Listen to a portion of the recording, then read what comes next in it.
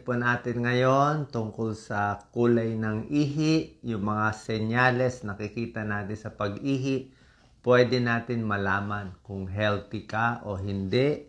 Pwede malaman, meron tayong clues kung may UTI ba, may kidney disease ba, may prostate problem ba, may STD ba, pwede malaman sa ihi. So parang tuturuan ko kayo maging parang doktor. Pero syempre, pinakamaganda, mag-urinalysis pa rin.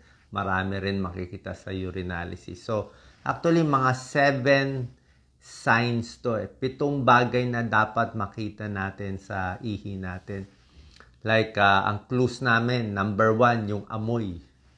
Depende sa amoy, malalaman kung may sakit. Number 2, yung kulay. Maraming sari-saring kulay yung ihi. Number 3, malabo ba yung ihi? Number 4, parang medyo pink o may dugo ba? O may mga bato-bato ba lumalabas? Buhangin. Number 5, ano ba sintomas? Masakit ba pag umihi? Number 6, sobra bang dalas umihi? Number 7, tingnan din yung ihi. Mabula ba? Nilalanggam ba? So, yan ang mga dapat tingnan natin. So, ang kidneys natin, ang trabaho ng kidneys, gumawa ng ihi. So, nilalabas yung mga waste products. Kaya yung mga tips, ibibigay din natin mamaya. Okay? Number 1, sinabi ko yung amoy. Diba? Ano ba ang normal na amoy ng ihi? Siyempre, medyo mapanghi yung ihi. Normal yon. Pero pag ang ihi mo ay parang amoy ammonia. Alam niyo yung ammonia? Malakas yung ammonia Yung talagang medyo masangsang siya. Pwedeng dehydrated yon pag ammonia. Okay? Merong mga ihi, amoy prutas, amoy acetone. Di ba alam niyo yung acetone? Pagtanggal ng manicure. Yung amoy acetone na ihi, bad sign yun. Kasi pwede yan sa may diabetes na malala. So yung mga serious na super taas yung diabetes, may mga ketones yun, lumalabas sa ihi. Kaya amoy acetone, fruity smell. Papacheck agad sa doktor yon. Pag ang ihi masangsang at mabaho, di ba? May ihi talaga mabaho na ihi, UTI yun. Baka maraming bakterya, kaya nangangamoy yung ihi. Kaya minsan pag pumunta ako sa mga CR, pag naamoy ko yung next, sabi ko baka may sakit to. Baka may sakit. So yung amoy may clues. Dapat yung normal mapanghi lang konti. Number 2, yung kulay ng ihi. Malalaman kung healthy o hindi. Pag ang kulay maputi o kulay light yellow lang, normal yon. Pale yellow color, di ba? Pero pag ang ihi mo dark yellow, medyo matingkad na yellow na, pwedeng dehydrated ka na doon. Okay, pwedeng dehydrated ka. Pag ang ihi mo medyo yellow-orange, yung yellow na papunta na sa orange, pwedeng naparami ka ng vitamins. Okay? Yung mga vitamin B, baka may yung mga uminom ng mga multivitamin, kita mo yung ihi mo, very yellow, matingkad, di ba? Kakaiba. Ibig sabihin, sobra ka sa vitamin B. Ayaw na ng katawan mo yung vitamin B, nilalabas na nga niya, kaya nasa ihi. Kaya ako, hindi naman ako lagi nagba-vitamins. Pag maganda naman yung pagkain mo, di pwede na yon kung assorted naman yung kinakain mo. May protina, may gulay, may isda, pwede na yon. Hindi naman kailangan everyday mag-vitamins. Pag ang ihi, kulay orange talaga. Kulay orange. Actually, baka may gamot. Baka may gamot ka iniinom. Yung mga uminom ng gamot sa tuberculosis, mga rifampicin, nagiging orange yung ihi. Baka meron kang kinain na may dye na sobrang orange. Pero yung orange, pwede rin sign ng liver problem. Okay? Pag ang ihi mo, medyo pink. Alam niyo yung pink, mapula-pula konti. Pero hindi siya talaga pula. Kasi pag may dugo sa ihi, let's say, maraming cause ng dugo sa ihi. Pwedeng dugo sa kidneys, dugo sa pantog, pwedeng kidney stone, pwedeng bladder stone, o pwedeng may kidney cancer or bladder cancer. So, pag medyo pink-pink siya, ibig sabihin, baka may dugo doon. Papa-urinalysis na tayo. Diba? Kasi bihira naman talaga yung pula Yung pula na dugo. Kasi syempre maraming tubig yung ihi. So, nahahalo siya. So, papa-urinalysis, i-check yung RBC. Mura lang ang urinalysis. May 50 pesos, 100 pesos. So, pag chinek nyo, may nakitang maraming RBC, may dugo yun. Aalamin natin bakit. Pag maraming WBC, white blood cells sa urinalysis, UTI yun. Okay? Kailangan uminom maraming tubig, kailangan mag-antibiotics kung UTI. So, pink or red urine. Pero yung ihi na super pula, pwedeng may baka meron ka kinaing mapula masyado. Pwede rin yun. May ihi na kulay green na o kulay blue. Blue or green, usually may nakain siyang sobrang kulay. Baka meron kang kinain na may food coloring na sobrang daming green o sobrang daming blue. Meron nga minsan nagpapanik sa akin na ihi daw niya kulay blue Pero may kinain siyang masyadong blue na dye. Kaya ayoko nga may food coloring masyado. Okay. Ito po, pag ang ihi kulay brown, ang brown po hindi maganda kung brown. Yung brown, dark brown, ibang usapan yon. Yung dark brown, pwedeng liver problem or kidney problem. Okay? Ang ihi na dark brown, yung mga nagbaboxing, na bugbog, o yung nag-hazing, may rhabdomyolysis, pwede maging brown yung ihi. So, hindi po sabihin, nabugbog yung katawan, yung muscle nasisira So, sa kulay, marami tayong matututunan. Number 3, yung labo. Gaano ba kalabo yung ihi? Pag very cloudy kasi yung ihi, pwede may UTI, kaya malabo. Sabihin, baka may nana, may white blood cell. Yung STD, sexually transmitted disease. Pag may STD, may tulo, lumalabo din yung ihi. May kidney stone, may diabetes, pwede rin lumabo yung ihi. Although sa diabetes, usually nilalanggam yung ihi. Pag yung ihi mo nilalanggam, alam nung langgam kung mataas ang blood sugar O diabetes. Okay?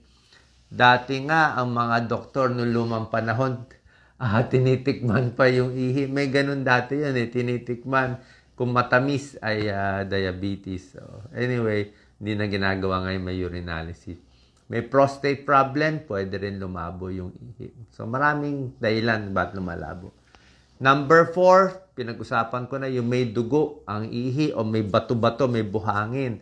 So, pag may lumalabas na buhangin, kidney stone yan. So, meron kang factory na parang gravel factory. So, kailangan maraming tubig iinumin mo dito pag may kidney stone. Kidney stone, you will need mga 3 litrong tubig araw-araw o 12 glasses of water pag meron ka ng kidney stone. So, yung iba ayaw uminom, yung iba 3 glasses, hindi po pwede. Up to 12 ang kailangan nila. Pag kidney stone na, pag yung mga may kidney disease nga, halos 3 liters din. Pero sa atin, mga 8 baso, pwede na. Pwede yung tubig, mas maganda kaysa yung mga soft drinks at ibang inumin. Number 5, sintomas. Masakit ang pag-ihi. Okay? Kung dating hindi masakit, tapos sumasakit ngayon, pwedeng may UTI ka. Okay? Pwedeng may pamamaga do sa puwerta o sa urethra. Pwede yan. Yung may sexually transmitted disease, may tulo, gonorrhea, chlamydia, masakit din ang pag-ihi. May prostate, lumalaki yung prostate, di ba? Minsan pag lumalaki yung prostate, masakit din yung pag-ihi. Pag punong-puno yung pantog, masakit din. Pero ang problema sa masakit, minsan yung prostate cancer, yun din ang sintomas. So, kung lalaki, edad 50 pataas, papacheck tayo sa urologist para ma-check kung lumalaki lang bang prostate, may gamot sa malaking prostate, o baka may ibang bukol sa prostate. Okay? So, pag masakit, pwedeng UTI, pwedeng STD, pwedeng malalaking prostate o may ibang problema sa prostate. So, papacheck tayo sa doktor, papa-urinalysis din. Okay? Number 6, yung madalas umihi. Okay? Yung mga edad 50 pataas, madalas po talaga umihi. Ang 50 pataas. 50 years old up kasi nangyayari, actually lalaki o babae, lumiliit yung pantog natin. O, mas maliit siya, yung hindi na siya ganun kalakas yung capacity mag-ipon ng tubig. Pag bata ka pa, kaya ng pantog mo siguro 500 ml ng ihi. Pero pag tumatanda na, baka 200 ml na, puno na. So, napapadalas yung ihi. Kaya dumadalas ang pag-ihi. Pwedeng may UTI, madalas umihi. Pwedeng diabetes. Okay? Pag hindi controlled ang diabetes, madalas din umihi. Okay? Lumalaki ang prostate, madalas din umihi. Yung papatak-patak yung ihi. And number 7, yung mabula ang ihi. Mabula. Maraming bubbles. Ito, importante ito. So, normally, ang ihi natin, pag tumama siya dun sa tubig, may bula naman talaga eh. Pero yung bula, dapat nawawala siya. So, yung bula, pag hinayaan mo, after 1 minute, dapat unti-unti nawawala. Ang sinasabi nating masama na maraming bula yung ihi, yung parang iced tea, di ba? Minsan meron kayong iced tea na matapang na iced tea, talagang mabula siya. So, yung pag-ihi nun, talagang super bula, tapos hindi nawawala yung bula, pwedeng may protina sa ihi yon, proteinuria. So, hindi po maganda yon, papa-urinalysis tayo, check din kung may protein. Kung maraming protein sa ihi, pwedeng may kidney disease. So, pwedeng nasisira yung kidneys. Ano ba ang cause? Ba't nasisira ang kidneys? 2 ang pangunahing dahilan ng pagkasira ng kidneys. Diabetes na matagalan, nakakasira ng kidneys. High blood, nakakasira din ng kidneys. May bibigay yung doktor ng mga gamot, mga ACE inhibitor, angiotensin receptor blocker, para makontrol konti yung pagkasira ng kidneys. Okay? So, pag meron kayong ganitong sintomas, papacheck lang urinalysis. Marami tayong makikita doon. Kung may dugo, may infection, may protein, o ibang may bato, pwede rin makita. Okay? Healthy urine tips. Number 1, uminom ng maraming tubig. Simpleng-simple, murang-mura, di ba? 8 basong fluid or tubig in a day. Pag may edad, siguro at least 6 na baso, para lang wag lang masyadong mayellow ang ihi natin. Balanced diet. Wag din over sa pagkain. May prutas, may gulay, may isda. Tama lang. Ayaw din natin, kailangan may protina yung pagkain nyo. Hindi rin pwede puro kanin, walang ulam. Hindi rin pwede na puro ulam, walang kanin. Kasi minsan nauuso sa atin ngayon yung high protein. Let's say, kumain ka ng 5 pork chop. O, ganun. Sobra dami yun, 5 eh. O, kumain ka 1 buong manok, di ba? So, masyado maraming protein yon. Yung tamang-tama lang, siguro 1 pork chop lang.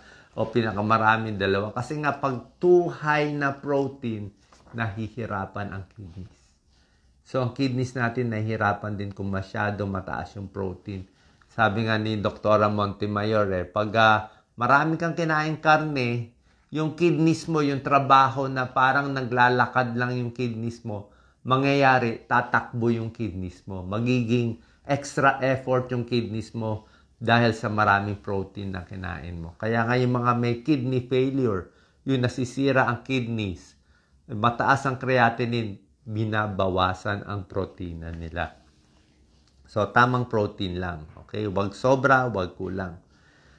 Sa vitamins, tama-tama, wag din overdose, wag too high, wag yung meron ka ng multivitamin, nagdagdag ka pa ng iba, nagdagdag ka pa ng masyado marami. Kung vitamin C, siguro 500 mg, pwede na yun. Wag nang sobra taas. Maintain ideal weight, wag magpapataba. Good hygiene. Tapos magtalik, dapat umihi. Yan. Very important yan, lalo na sa mga kababayan. Tapos magtalik, kailangan umihi ng 1 beses, kundi pwede mag-UTI. Pwede mag-UTI. So, maghugas maigi. Limit alcohol, limit ang kape kasi nakakaihi din. Tigil sigarilyo at syempre, regular check. Yan ang kailangan natin. Sana po nakatulong itong tips natin para malaman kung healthy o hindi sa pagtingin sa ihi. Salamat po.